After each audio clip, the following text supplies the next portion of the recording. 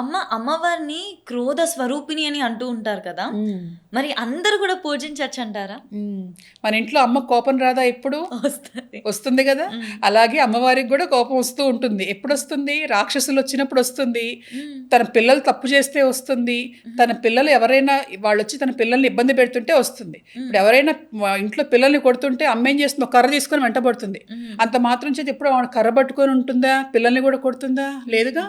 అలాగే అమ్మవారు కూడా ఆమె క్రోధం రాక్షసుల పైన, ఆమె క్రోధం దుష్టశక్తుల పైన, ఆమె క్రోధం శత్రువుల పైన, ఆమె క్రోధం అధర్మం పైన. కాబట్టి ఆమెను పూజించే వాళ్ళని, ఆమెను ఆరాధించే వాళ్ళకి ఎలాంటి దుష్ప్రభావము దుష్ఫలితాలు అమ్మవారెవరు. ఒకసారి ఒక చిన్న సంఘటన జరిగింది. ఆది శంకరాచార్యుల వారు ఒకరోజు అడవిలో వెళ్తూ ఉన్నారు నడుచుకుంటూ. అప్పట్లో ఇప్పటిలాగా ట్రాన్స్పోర్టేషన్ లేదు కాబట్టి రాత్రి అంతా కూడా అడవిలో నడుస్తూ వెళ్తూ ఉంటే ఓ శబ్దం వినిపిస్తున్నది ఎక్కడి నుండో కూడా. ఏమిటి శబ్దం వస్తున్నది అని చెప్పి ఆయన చూస్తూ ఉంటే ఆ శబ్దం బాగా దగ్గరకు అయ్యే కొద్దీ చాలా భయంకరంగా నవ్వటాలు అవన్నీ వినిపిస్తూ ఉన్నాయి. ఏంటా అనేటప్పటికీ కాళీదేవి కనిపిస్తూ ఉన్నది ఉగ్ర రూపంతో. అమ్మా నమస్కారం చేశారు. ఏమిట్రా నమస్కారం చేస్తావు, నేను ఇక్కడికి ఎందుకు వచ్చానో తెలుసా అన్నది. ఎందుకు వచ్చావమ్మా అంటే, నిన్ను తినటానికి వచ్చాను అని. నువ్వు నన్ను ఎందుకు తింటావమ్మా? నన్నెందుకు తింటావు? నువ్వు తినేదానివైతే నా కోసం ఇలా ఆగి నేను కనిపించగా ఇదిగో నేను తినబోటానికి ఇక్కడ ఉన్నానని చెప్పి వెయిట్ చేస్తూ ఉంటావా? చేయవు కదా. నన్ను తినాలంటే అలాగే నువ్వు తింటావు, కానీ నువ్వు అమ్మవి గద తల్లి, నన్నెందుకు తింటావమ్మా? లేదు లేదు, నా క్రోధ రూపం నువ్వు చూడట్లేదా? నా మెళ్ళలో చూడు పుర్రెల మాల ఉన్నది, నా చేతిలో కత్తి ఉన్నది, నా నాలుక చూడు బయటకున్నది, నీకు భయం కలగటం లేదా? భయం ఎందుకు తల్లి? ఇంత అర్ధరాత్రి పూట నేను ఎక్కడ దారి తప్పిపోతానో, ఏ క్రూర మృగాలు నన్ను వెంటాడుతాయో అని వాటిని భయపెట్టడం కోసం నువ్వు ఈ రూపాన్ని ధరించి ఇక్కడ ఉన్నావు కదమ్మా. నిన్ను చూస్తే నాకు భయం ఏమిటమ్మా అంటే, అప్పుడు వెంటనే ఆమె ప్రసన్న కాళిగా మారి, నాయనా ఈ విషయం నీ నోటితో చెప్పించడం కోసమే నేను ఈ రూపాన్ని తీసుకున్నాను. ఇదే విషయం నువ్వు ప్రపంచానికి చాటి చెప్పు.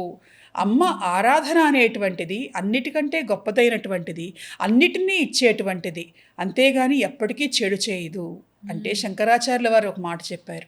కుపుత్రో జాయేత క్వచిదపి కుమాత నభవతి.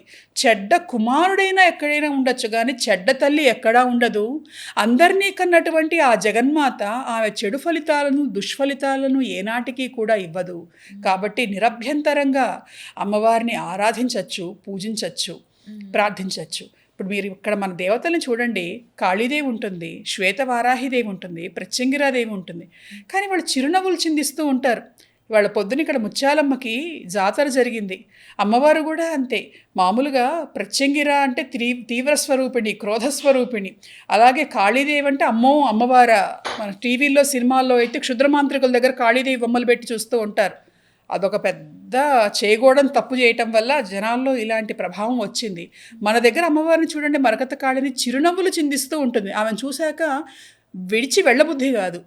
అంటే దేవత ఆమె ఎప్పుడూ కూడా తనను పూజించేటువంటి భక్తుల పట్ల చాలా ప్రేమగా అమ్మలాగా ఉంటుంది, అవసరానికి అందిస్తూ ఉంటుంది.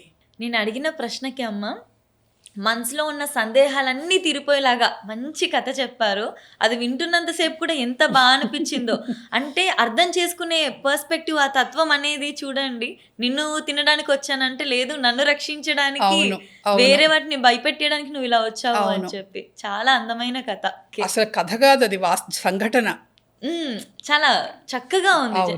అవును తల్లి, అవును.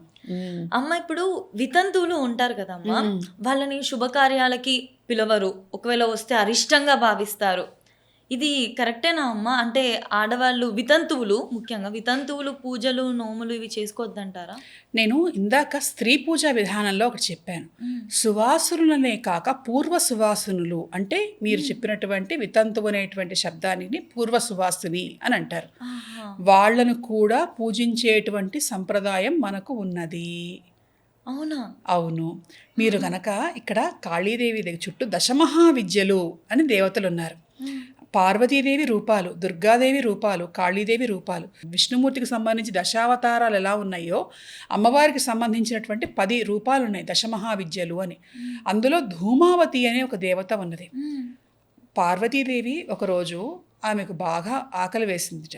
వేస్తే పరమేశ్వరుణ్ణి, స్వామి నాకు ఆకలి వేస్తున్నది అని అంటే ఆయన అన్నట్ట, పట్టించుకోకుండా నువ్వు అన్నపూర్ణం అనుకుంటావు కదా, అందరికీ అన్నం పెట్టేదాన్ని నువ్వే అనుకుంటావు కదా, నాతో ఎందుకు చెప్తున్నావు అని కొంచెం కోపంగా మాట్లాడట.